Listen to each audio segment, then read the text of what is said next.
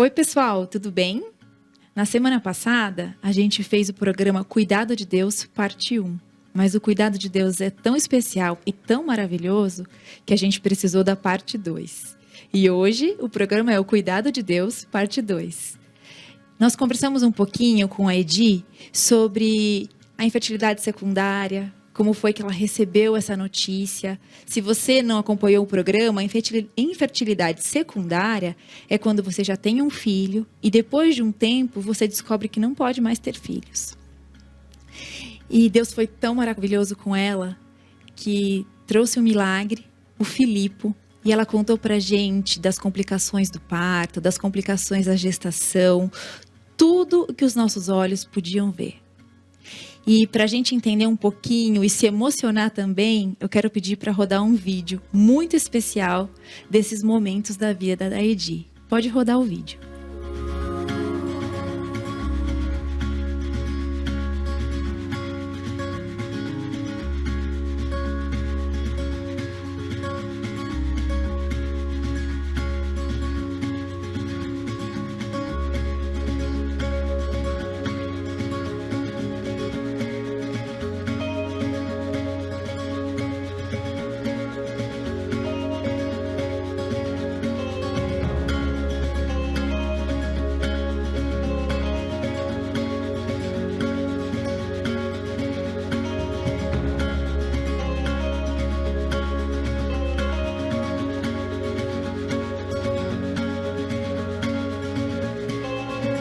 Uau, que emocionante, Edi.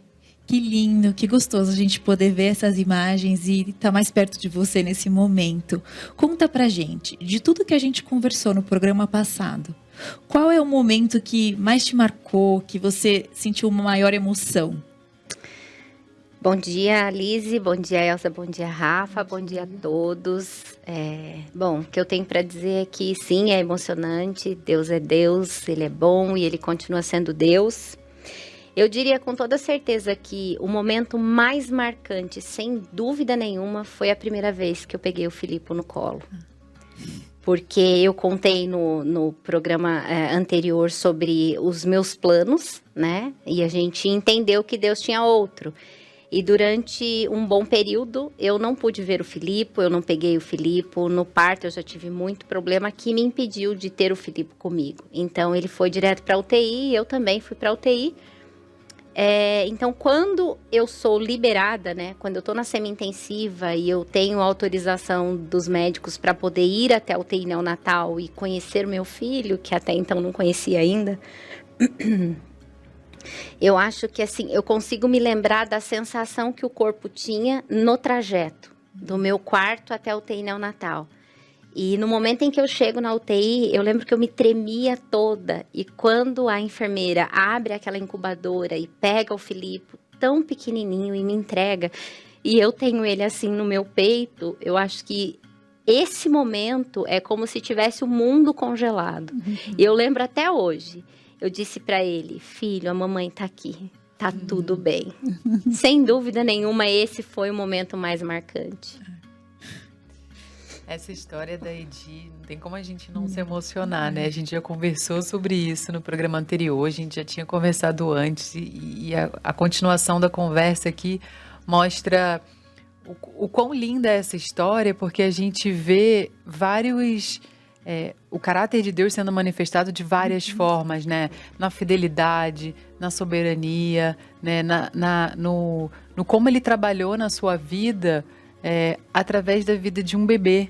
Né? Através de uma gestação, de um filho que você ficou alguns dias longe, que você ainda nem tinha conhecido fisicamente, quanta coisa, né, ele trabalhou na sua vida de forma tão singular, né, através da vida do Pipo, dessa sua gravidez. Eu separei aqui um versículo do Salmo 37, são 2 versículos, na verdade, Salmo 37, 18 e 19, que fala assim: o Senhor cuida da vida dos íntegros, e a herança deles permanecerá para sempre. Em tempos de adversidade, não ficarão decepcionados. Em dias de fome, desfrutarão fartura. E a gente vê em tudo que você compartilhou com a gente que mesmo quando não parece Deus está cuidando da gente, né? Ele vai trazer fartura lá na frente, a fartura que Ele determinou, né? Pode não ser a fartura que a gente está esperando, mas a gente vê que tem momentos que parece que Deus cessou o cuidado, mas o cuidado dele não cessa, né? E é bonito demais ver isso na sua história e em tudo que você compartilhou aqui com a gente, né, tia? E Rafa, assim, né? Como descrever, né? Como explicar, né? Essa grandeza, esse cuidado, essa gratidão que a gente tem a Deus pela vida dos nossos filhos. Né? Parece que foge palavra, né? A gente pode contar, falar, e ainda tem tanta coisa para ser falada, né? Lizzy, tem uma música, não tem? Que fala, né, sobre isso. Tem a música Rede Coração, do Paulo. Ô, Lizzy, canta aí pra gente. Ela vai me ela matar canta, depois, gente. Cadê a Que a Débora Lizzy Dom? canta. Cadê a Débora Dom? Não, gente, vou tentar, gente. Vai, e Lizzy. já peço desculpa porque talvez vou errar a letra. Mas ela é assim: como descrever? Como explicar o amor que vai de leste a oeste e nunca mais vai acabar? Tu me conheces bem e sabes quem eu sou. Não há como me esconder de ti, tu sempre sabes onde estou. É de coração tudo que eu disser, um hino de louvor a Jesus de Nazaré. Se as palavras não mostrarem como é grande a minha gratidão, mesmo assim, Senhor, recebe o meu louvor, é de coração. Ai, que lindo. lindo, Lizzy. Olha, meninas, assim, eu agradeço tanto o ensinamento que a gente tem, que o nosso Deus é um Deus trino. É o Deus Pai, é o Deus Filho e é o Deus Espírito Santo. E eles têm um relacionamento de amor. Quando me ensinaram isso, Deus não precisou sair da Trindade para amar ninguém. O amor já existia ali. Deus não precisou criar nada para expressar o amor dele, né? Então, assim, isso está escrito lá em João, 1 João 4:8. Deus é amor. Então, quando eu entendi isso, que o amor não foi criado, Deus é amor, né? Então, essa expressão de Deus ser amor faz com que a nossa vida inteira redunde aos pés dele, né? E ele é amor, a gente tem provado desse amor. A maternidade nos faz sentir esse amor de forma linda, né? Então, não há nada em nós, e nem a maternidade, que a gente não precise deixar aos pés do Senhor. E quando a gente sabe também que a maternidade é um dom, mas essa maternidade postas aos pés do Senhor, né, vivendo o propósito de Deus, ela vai mudar o nosso olhar para a infertilidade. Né? Ela vai buscar na gente um olhar, nós vamos olhar sobre o problema da infertilidade com um olhar redimido. Né? Nós vamos buscar, porque veja, Neide, você viveu muito isso, a fertilização não é o sopro de vida. Não é. Não é? Não é. Então, o único ser que pode soprar a vida é Deus. É Ele que sopra a vida. Né? Então, Salmo 86:10 fala: pois tu és grande e operas maravilhas, só tu é Deus. Então, só Cristo pode trazer a vida. Então, você olha esse problema da infertilidade com esse olhar redimido, lembrando que a vida só vem através de Deus. E esse Deus é amor. E a gente terminou o programa passado, né? Quando a Edi fala assim, e no dia 5 de janeiro, a gente encheu o carro e o sonho foi realizado, né? E isso tudo que ela falou foi o que a gente viu. Mas tem uma grande parte que a gente não viu, mas Deus viu. E é isso que a gente quer pedir para Edi contar pra gente hoje. Edi, conta pra gente como é que foi a sua luta espiritual diante dessa situação toda. Eu acho que a minha luta, ela começou logo na manhã do dia 13, né? No momento em que a cesárea tem que acontecer. E eu sentia na minha alma, assim, que eu ia morrer. Eu tinha isso muito claro comigo. E aquilo começou a ficar maior do que eu. No momento em que eu temo a morte, né? Eu deixei Deus de lado, né? E então, assim, eu me lembro muito bem que no momento em que eu entrava para o centro cirúrgico para a segunda cirurgia, eu simplesmente olhei para minha filha e pedi a ela que cuidasse do Pipo para mim, porque eu tinha certeza absoluta que eu ia morrer, e naquele momento eu tinha uma angústia de alma. Eu não tinha uma esperança. Na minha cabeça, voltar não era uma condição. Eu tinha plena consciência que eu estava indo embora. E essa semana eu tive certeza absoluta, porque eu pedi o meu prontuário e eu estava lendo o meu prontuário por conta do livro. E aí eu chego exatamente no momento em que eu entro para o centro cirúrgico, né? No primeiro programa eu não tinha lido com tanta atenção esses detalhes. E aí eu vejo ali a minha vida passando pelo fio mesmo, né? A pressão estava a 5/3. E a minha alma totalmente abatida. Quando eu estou no coma e volto, eles começam a tirar a sedação, eu perguntei para o meu marido essa semana, eu falei, Marcel, como foi quando eu abri os olhos pela primeira vez? Ele disse que ele segurou na minha mão e eu gritava. Eu não aceitava que ninguém dissesse que Deus me amava, que Deus teve misericórdia da minha vida. Eu não aceitava oração. Eu não aceitava. Eu dizia, não, Deus não podia ter feito isso comigo. E eu dizia isso para Deus. Eu falava assim, que Deus é esse que eu sirvo, que depois de tanto sofrimento, Ele ainda me fez passar literalmente pelo vale da sombra da morte. Eu já tinha enfrentado tantas coisas ao longo da minha vida, por que o Senhor permitiu? Eu questionei a minha fé. Uma coisa curiosa, Lise, quando eu acordei, tive acesso ao celular, eu peguei o meu Insta e eu comecei a ler posts passados. Então, eu me lembro muito bem de um que todo domingo de manhã, durante a pandemia, enquanto a gente não podia ir para a igreja, né? A Juju, ela vinha para minha cama de manhã no domingo. E eu estava, às vezes, assistindo o culto, né? E eu percebi que no momento em que ela vinha e buscava aquele aconchego, eu sentia que era o mesmo aconchego que a gente busca no colo do Pai, né? No colo de Deus. E eu lia aquilo e eu falava assim, eu não acredito em nada do que está escrito aqui. Eu não acredito nesse Deus que quase ceifou a minha vida, que quase ceifou a vida do meu filho, que me permitiu perder o útero. Hoje eu não posso ser mãe. Se antes a infertilidade era secundária, agora ela é definitiva, pelo menos do ponto de vista biológico, né? Então foi uma briga muito grande com relação à minha fé. Eu questionei, eu falei, Deus, eu não sei se eu acredito mais. Eu questionei a minha salvação.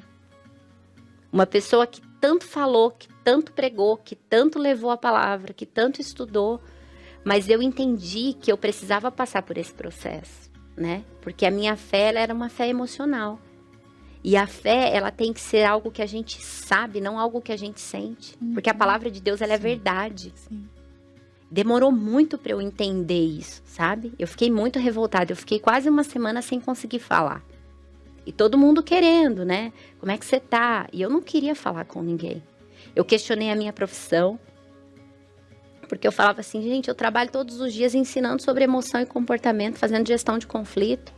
Que neurociência que nada, porque eu não consigo lidar com essa dor. Tá doendo muito. Então, assim, eu questionei Deus, eu questionei minha salvação. A minha fé, para mim, era uma fé morta. Eu questionei minha profissão. E eu fiquei muito tempo assim, por muito tempo. Eu lembro que muitas pessoas oraram, muitas pessoas trabalharam no sentido de falar, não, tá tudo bem. Quando alguém vinha pregar para mim, ou orar para mim, eu falava, não, algumas pessoas, a Carla principalmente, ela sempre me falou, não, tá tudo bem, faz parte do processo, vai ficar tudo bem. Mas foi um período muito difícil para mim. né? Eu falei pela primeira vez sobre isso, tem o quê? 1 mês e meio, 2 meses. Eu não estava preparada. Porque foi uma luta mesmo, da mesma forma que a gente vê, né, Jó, tem um pedaço ali de que Jó amaldiçoou o dia do seu nascimento. Então, Deus falou muito comigo através da vida de Jó. Né? Entender que esse questionamento fortaleceu, hoje eu posso dizer, todo esse questionamento ele fortaleceu ainda mais a minha fé. Né? E olhar para o Filipe é olhar para o marco de uma fé que até então eu achei que estava abalada. Né? Então eu olho para ele, eu entendo que não, ela está firmada no fundamento correto. Mas agora, porque no momento em que tudo aconteceu, eu questionei muito. E eu briguei desse jeito com Deus, né? Eu falava para Deus assim, eu lembro que nas primeiras vezes que eu pude levantar, porque no começo eu não podia levantar nem para tomar banho, né? O banho era na cama, mas às vezes eu tava no chuveiro assim e caía aquela água e eu falava assim, por que o Senhor me abandonou? Aí quem sou eu perto de Jesus questionando na cruz lá, né? Morrendo no nosso lugar. Então, foi um trabalhar muito intenso de Deus, esse questionamento com relação à minha fé. Se você falar assim, você está 100% hoje? Ainda não. Tem coisas que eu ainda estou esperando. Mas eu já entendi que a vida nossa enquanto cristão é esperar. Exato. Até o Isso. dia, né? Esperar crendo. Esperar crendo. Eu esperava sem nenhuma esperança, né? Eu não cria no milagre. Eu tinha um medo absurdo, assim, o medo era uma coisa que tomava conta de mim. A Elza falou sobre os filhos, né? O amor de filho é uma coisa visceral, não dá pra você explicar. Se eu falar assim, não, explica o amor que você tem pelo Filipe, não dá. Pra nenhuma de nós aqui, né? Fala do amor que você tem, não tem jeito. Então, eu acho que da mesma forma Deus, né? Como é que ele pode amar a gente do jeito que a gente é? Então, tem sido um processo de reconstrução, de entendimento, de dedicação ao que Deus tem. Tem sido um processo de quebrantamento, sabe? De estar ali com a palavra, de Deus falar, do Espírito Santo trabalhar meu coração, de entender que talvez aquela Edilane de dezembro, que eu falo aquela, né? Nós somos uma só, é óbvio. Nós somos uma só. ficou melhor Eu e ainda. ela. Mas eu prefiro mais essa daqui, que tá moída, quebrada, sabe? Que tá, assim... Eu tô aqui, então se eu tô aqui, foi porque Deus quis. A Elza falou sobre o sopro da vida. Ele soprou vida de volta. Sim. Porque quando você conversa com os médicos, eu entrei em parada, tá? Quem soprou vida de volta? A Rafa também comentou, né, semana passada sobre a gente faz a fertilização, a gente vê, né, todos os detalhes de um processo de fertilização e pensar que Deus faz isso, né? Quando a gente descobre, já tem um bebê, né? Já Exatamente. tem uma vida dentro da gente. Deus é bom. Deus é bom demais. E você falou de Jó, né? Na Bíblia relata, Jó faz muitas perguntas para Deus, Sim. né? Mas Deus, quando vai responder, ele responde com outras perguntas, né? Ele fala, e onde você estava quando eu fiz tudo isso? E começa a fazer várias perguntas para Jó, ali respondendo. E quem, né, a gente aqui, quem está em casa também, quantas vezes a gente também já não questionou Deus, né? Sim. Não precisa passar por algo tão marcante, assim, tão dessa magnitude. Quantas vezes a gente fala, pô, Deus, eu não merecia isso? Né? Com coisas muito pequenas, a gente troca os papéis, né? A gente fica como se a gente estivesse corrigindo, né? Corrigindo Deus, e a gente deixa de ver também os milagres que Ele faz diariamente na nossa vida, porque assim como a gente não precisa passar por tribulações dessa magnitude para questionar Deus, a gente também não precisa passar por um milagre também dessa magnitude para vivenciar milagres, né? Sem dúvida. Acho que todas nós aqui também temos milagres na nossa maternidade, coisas que às vezes a gente acha que é intuição de mãe. Não é intuição de mãe nada, foi o Espírito Santo que soprou aqui e a gente, Exatamente. e a gente foi lá, né? Quantas vezes você do nada você fala, nossa, eu vou ver se tá bem. Quando você chega lá, a criança tá com uma super febre. E do nada, não é do nada, né? Mas algo te impulsiona a ir ali, fazer aquilo, e quantos livramentos e quantas quantos milagres que a gente às vezes espera e Deus não nos responde. Isso também é uma prova de amor dele, né? Por ele saber o que é o melhor pra gente, que aquele milagre que a gente está esperando não vai nos beneficiar, né? Então, a história da Edi traz muitas outras reflexões pra gente, ainda que a gente não tenha vivido tudo nessa magnitude, né? Que se a gente olhar ao redor, as pessoas fizeram muito essa metáfora na pandemia, né? Tanta gente queria respirar e faltou o ar. E todo dia a gente acorda, põe o pé no chão, respira, tá tudo funcionando, a gente consegue. São pequenos milagres, não são pequenos, são milagres diários, porque Deus não tem milagre pequeno ou grande, né? São milagres que a gente vivencia diariamente e na nossa maternidade também, mesmo com todas as dificuldades que nós também tenhamos, né? E é legal isso que você falou, Rafa, porque essa luta com Deus, ela é boa, né? Porque antes eu via a luta como quase uma rebelião, mas ele é a nossa última esperança, por isso que a gente está lá lutando, né? Eu acho bonito isso, e ele também deixa a gente lutar com ele. A gente pode ser verdadeira, né? Eu tenho experimentado isso nesses momentos difíceis. Deus faz a gente falar o que está no coração, aí ele te trata. Sim. Sabia que na pandemia, desculpa interromper, que eu comecei a vivenciar, assim, de abrir meu coração mesmo e falar, eu não estou aguentando. Assim, Senhor, me ajuda, eu não estou aguentando, por favor. E, assim, eu não estou ouvindo sua voz. Eu não estou conseguindo identificar a sua voz nisso aqui, a sua direção. É aquela insistência, eu não estou aguentando. Não estou ouvindo sua voz, fala comigo, né? Aquela insistência de, eu estou depositando minha esperança no Senhor, então aguardo a resposta, aguardo o direcionamento, né? Tá demorando Ansiosamente um pouco. aguardo. E, Rafa, você me fez lembrar um videozinho que eu vi, que a pessoa tinha tido uma tragédia, uma luta na vida dela, e aí ela falando assim, se um dia você chegar e perguntasse para mim, né, Deus falando, por que eu deixei você passar por aquilo? Eu ia falar, aquele foi um dos nossos melhores momentos, você ficou junto comigo, você ficou, né, de uma maneira intensa, dependendo de mim, né? Então, esse Você Deus sabe que a faz tudo Rafa, ela falou uma coisa que eu vivi em março com o Filipe. Ele estava ótimo, dei o jantar não, porque ele ainda não comia. Dei o mamar, dei o banho, coloquei para dormir. Ele estava ótimo, não tinha absolutamente nada. 2 da manhã eu acordei, desperta assim, vai olhar a febre do teu filho. Eu falava assim, gente, mas o Filipe tá ótimo. Eu pensava, né? São as minhas neuroses que eu trouxe da UTI. Tentei dormir de novo. Acordei. Vai olhar a febre do teu filho. A temperatura do teu filho. Eu olhei, coloquei 3 termômetros. O de testa e um de cada lado de braço. 37,2. Eu falei, não é febre isso, né? Só que o pediatra dele uma vez me fez um comentário. Ele falou assim, para prematuro, o estado febril tem que ser olhado. Acordei o Marcel, falei, vamos pro hospital. O Filipe tá com 37,2. Marcel, 37,2. Aí o pai falou, mãe louca. A gente chegou no hospital, foi acho que 4 de março.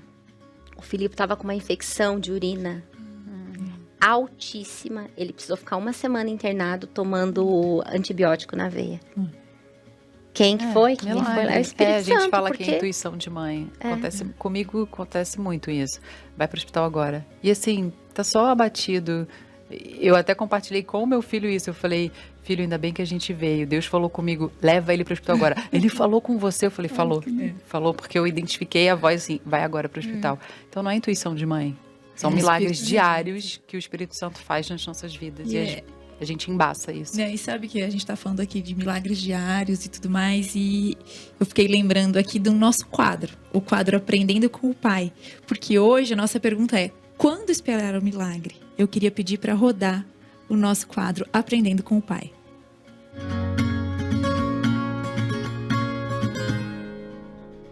Quando esperar o milagre? Esperamos o milagre quando temos uma necessidade, quando queremos algo muito forte no nosso coração ou quando temos um sonho. Eu acredito que a nossa caminhada aqui na Terra vai ser de aguardar os milagres de Deus.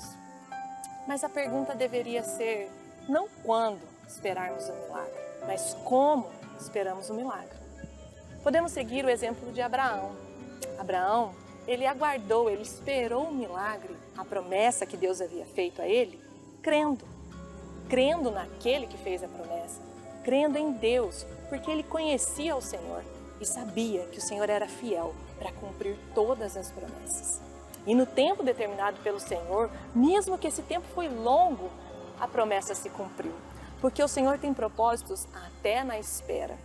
Se você está aguardando um milagre, uma promessa no Senhor, continue crendo, não duvide, não murmure, apenas continue caminhando, chorando e lançando a semente.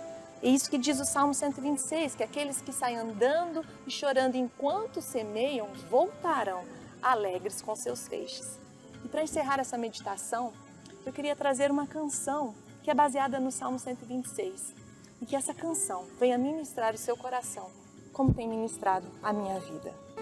Há uma nova canção em meus lábios, é uma que eu ainda estou aprendendo a cantar. É que o Senhor restaurou minha sorte, eu ainda estou como alguém que sonha. Estou sonhando sonhos de Deus, estou vivendo sonhos de Deus. Tenho uma nova canção em mim, tenho uma nova dança. Grandes coisas tem feito o Senhor por nós. Grandes coisas tem feito, por isso estamos alegres. Eu já saí com lágrimas, sim, agora estou em júbilo. Eu já andei chorando enquanto semeava, agora eu volto com os frutos. Quem diria que o Senhor faria tudo isso agora aqui comigo? Quem diria que eu viveria toda a bondade do Senhor para mim? Que Deus te abençoe.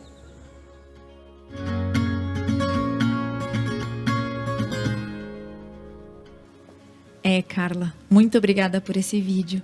A verdade, a pergunta deveria ser diferente. Realmente é isso. Como devemos esperar o milagre? Elza, eu sei que você tem um pouquinho para contar pra gente. Então, milagres acontecem, né, gente? O nosso Deus continua sendo o mesmo Deus.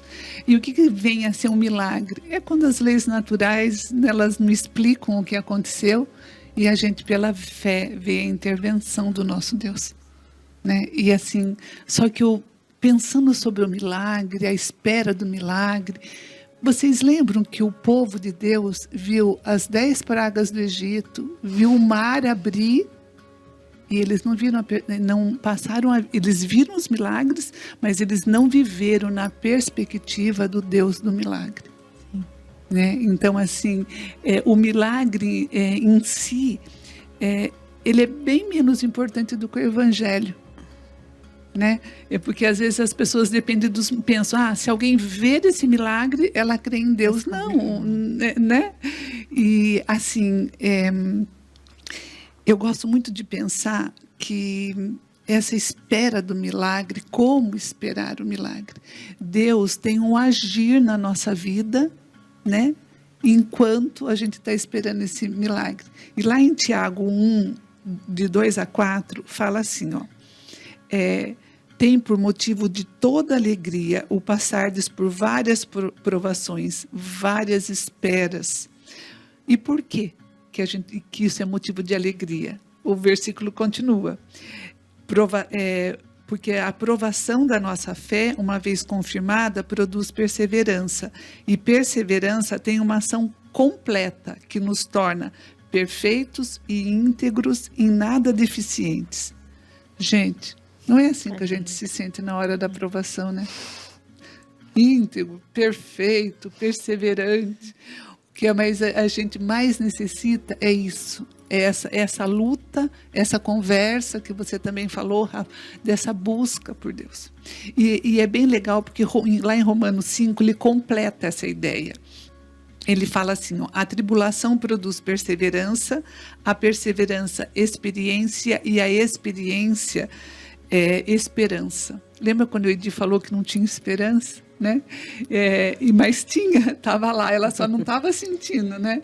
E assim, por quê? Porque a perseverança é a própria ação do Espírito Santo que faz você continuar esperando, continuar clamando, continuar falando, não estou te ouvindo, fala mais alto. Eu às vezes falo, Deus, quando você falar comigo e eu não perceber, fala de novo que eu percebi. Me cutuca. Me cutuca, faz alguma coisa, né? Porque a pequenez ou a parte dos nossos sentimentos nos confunde tanto, né? Então, mas a gente persevera. E nessa perseverança, nesse clamor, nesse choro, nesse joelho, nesse Deus, olha para mim, você vai ter a experiência com Deus. Né? E a experiência com Deus, o que é? É intimidade. Você passa a ouvir, você passa a ver o milagre. Né? Os menores, assim, os milagres cotidianos você vê, e isso te traz esperança. Só que a Bíblia fala que a esperança também não é um sentimento. Na Bíblia, a esperança tem nome, ele é Jesus. Não é? E assim, e nós, gente, a gente quer milagre maior do que um ser decaído, pecador, ser a habitação do Espírito Santo. Então, quem crê em Cristo já é um milagre enorme, gigantesco, de um preço enorme, né? Então, o meu desejo é isso aqui, ó, que a nossa vida, a vida dos nossos filhos não seja apenas um sopro, mas um sopro de vida dado por Deus. E esse sopro de vida em Deus vai levar a vida eterna, vai levar o Evangelho, vai levar a pessoa de Jesus para os outros. Então, esse eu tenho certeza que é um desejo unânime nosso, Sim. Na vida dos nossos filhos. Sim. É maravilhoso a gente pensar, e uma coisa que me emociona demais é olhar para esse milagre, né? O milagre da nossa salvação.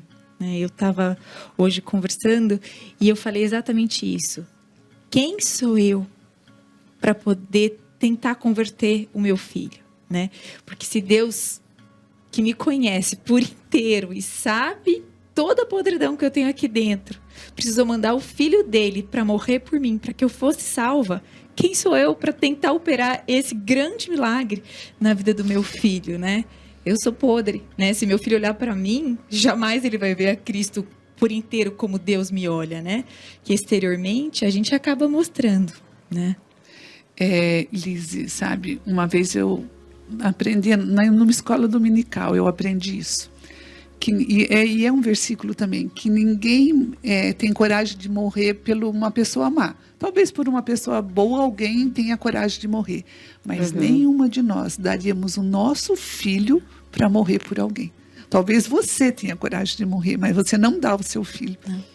E Deus deu. Eu pensei, essa ficha caiu para mim quando eu me tornei mãe, né?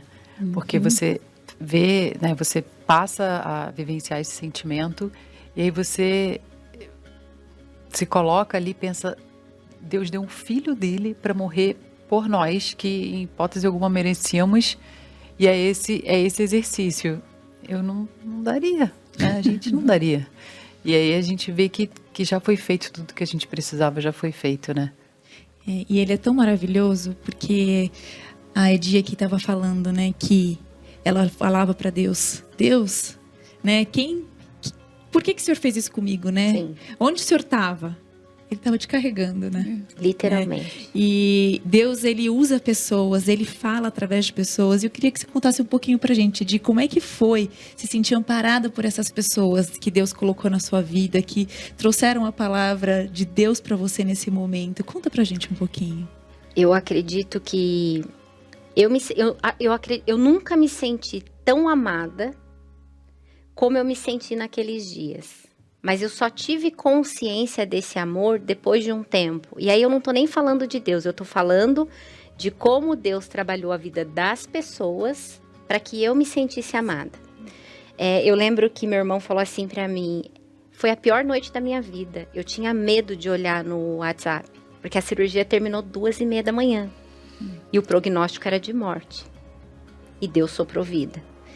Então, a sensação de ser amada, de ir tomando consciência dos missionários orando, das igrejas orando aqui no Brasil, fora do Brasil, e entendendo esse movimento.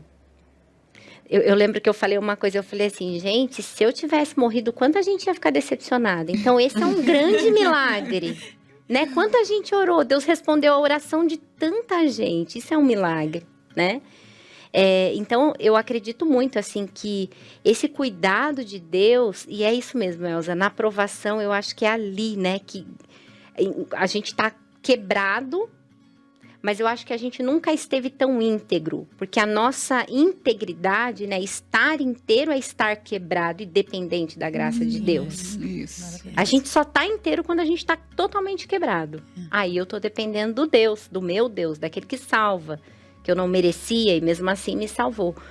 Então, assim, esses questionamentos, eles vinham em forma de pessoas mesmo, até pessoas do próprio hospital, né? A psicóloga que veio falar comigo, as enfermeiras que vinham me tratar com tanto amor. Ninguém minimizou a minha dor, ninguém falou, não, olha, o importante é estar viva. Não, eu ouvi assim, realmente deve estar doendo, o que você está sentindo deve estar sendo bastante difícil. Então, eu acredito que Deus, ele trabalhou nesse sentido, sabe? Ele me espremeu mesmo, para que eu entendesse hoje que naquele momento ele me carregava no colo. Sim. Era ele quem me conduzia naquele momento, né? Era ele quem estava comigo. Então, o meu choro, os meus gritos, ele ouviu. As minhas lágrimas, ele recebeu. Mesmo eu achando naquele momento que não, né? Porque ele poderia ter feito totalmente diferente e ele não deixaria de ser Deus. Se eu não estivesse aqui hoje contando o testemunho, ele seria Deus do mesmo jeito. Sim. Mas quem precisava desse trabalho, né, dessa recolocação de não, fé é uma coisa diferente do que você vem falando até agora, era eu. Mas sabe, eu tive a oportunidade de estar com a Rosalina, ela passou por um câncer.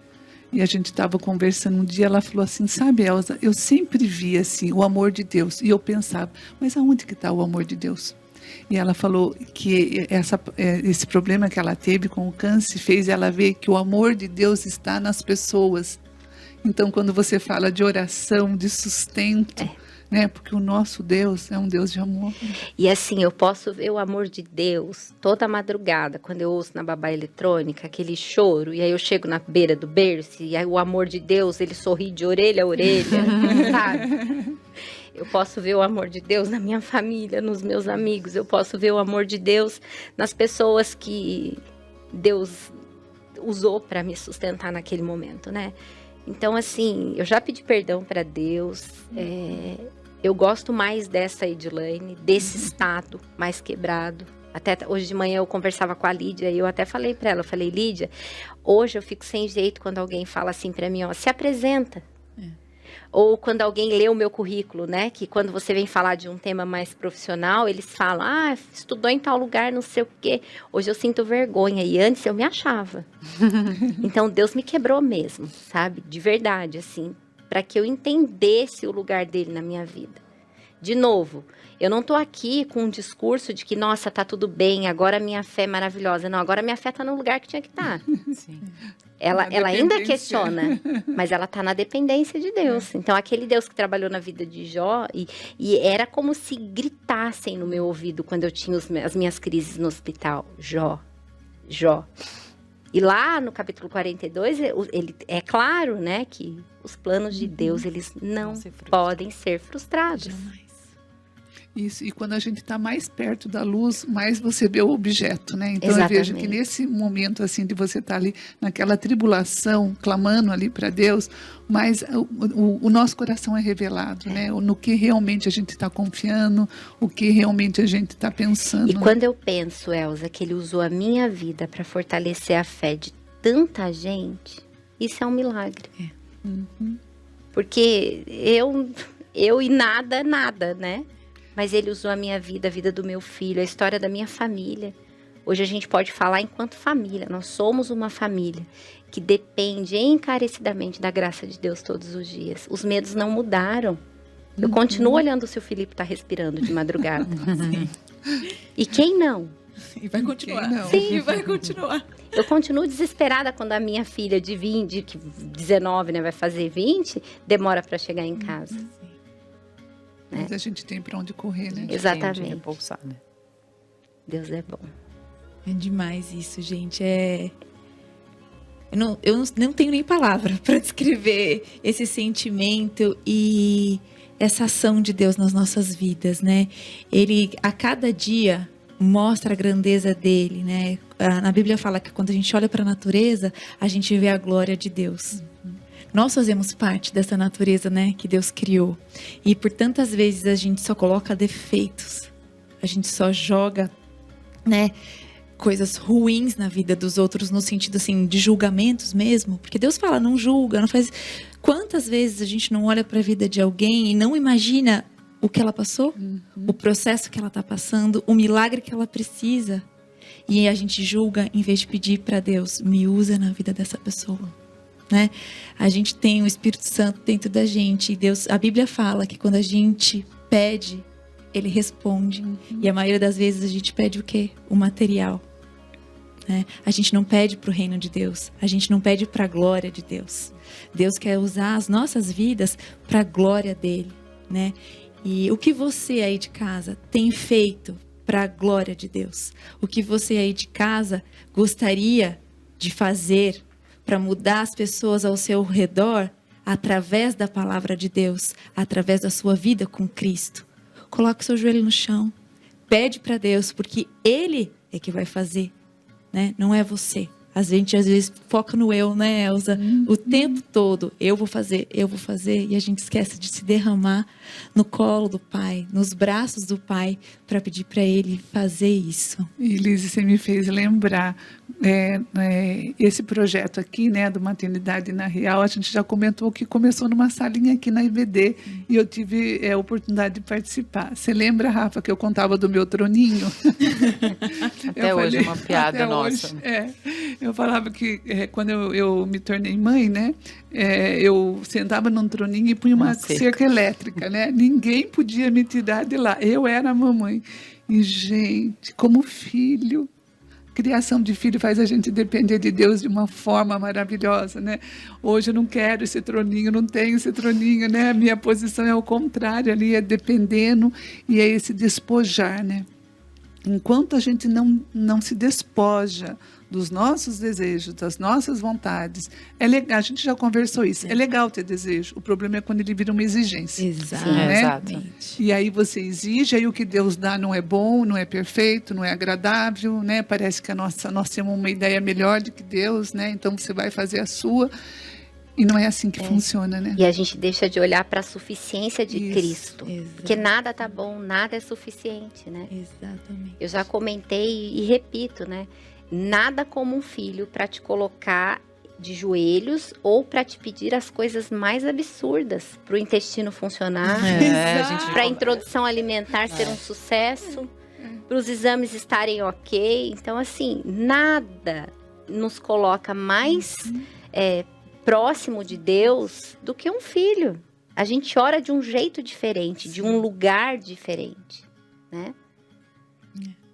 E sabe, eu estava aqui, a gente conversando, falando, e a gente está focando, né, nessa história do nascimento, do filho e a questão do milagre. Todos nós temos milagres diários que a gente quer e que a gente precisa, que a gente está orando, né? Eu tenho os meus milagres, tenho as minhas necessidades todos os dias, e eu tenho certeza que vocês também têm, né? E como a gente está esperando isso, né? Como a Elza falou, né? Desse jeito, descansando na aprovação de Deus, descansando na palavra de Deus, né? Como é que a gente tem feito isso? É um ponto para a gente pensar, é um ponto para a gente orar, é um ponto para a gente conversar. Às vezes a gente esconde tanto a nossa vulnerabilidade, aquela vontade de ser perfeita, de ser a mãe perfeita, de ser a esposa perfeita, a mulher perfeita. Mas nós não somos, né? Todos nós temos os nossos erros, todos nós precisamos ser quebrados diariamente. E Deus vai nos quebrar de maneiras diferentes e de formas diferentes, né? A Edi precisou ir para uma sala de cirurgia ter um processo de quase morte, um filho prematuro, para que Deus quebrasse e trabalhasse nela.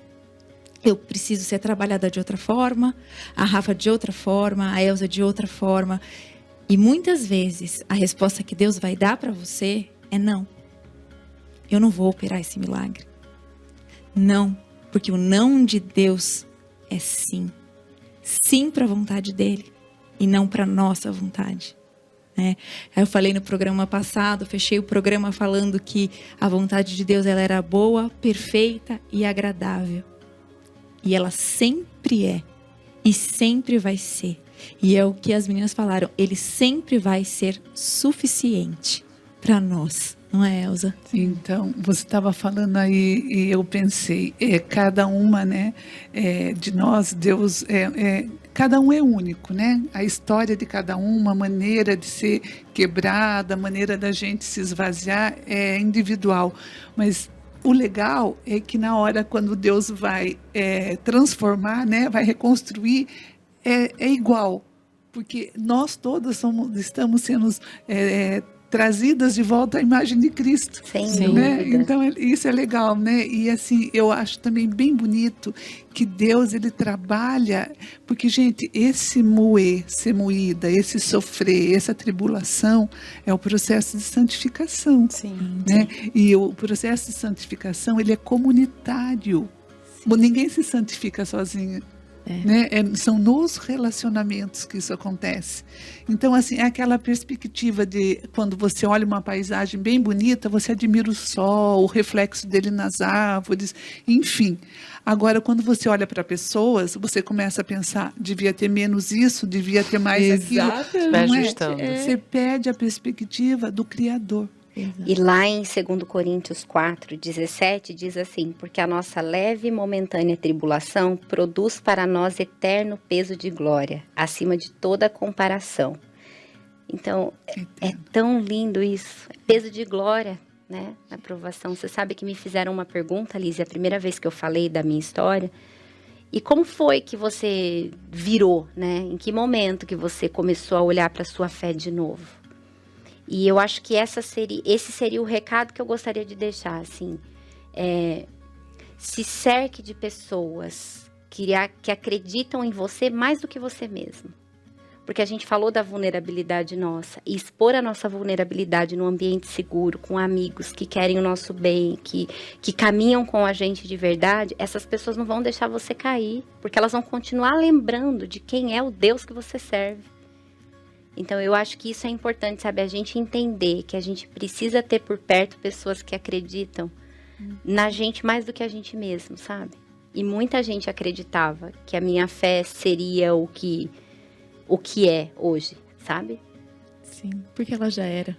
Ela já era. Ela já era, né? E Deus fala conosco, né? É isso que a gente falou. Deus fala conosco através das pessoas e pelas pessoas. E tá chegando no fim, gente, infelizmente. E eu queria falar que Deus, somente Ele, é capaz de restaurar, renovar e refazer a sua vida.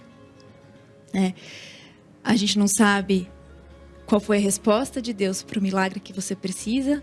A gente não sabe qual é o milagre que você precisa. Mas é aquilo que eu falei, a gente sabe quem é o Deus que opera os milagres. É o mesmo que abriu o Mar Vermelho e fez o povo passar. É o mesmo que deu vistas para os cegos. É o mesmo que mandou Jesus Cristo, que deu a nossa salvação. E que através do sangue dele, ele nos olha e nos ama como somos. E ele quer nos moldar à imagem dele. Deixa ele fazer isso na sua vida, na sua maternidade. Porque há um belo lugar, na graça de Deus, para a maternidade. Um beijo, pessoal. Até o próximo programa. Tchau.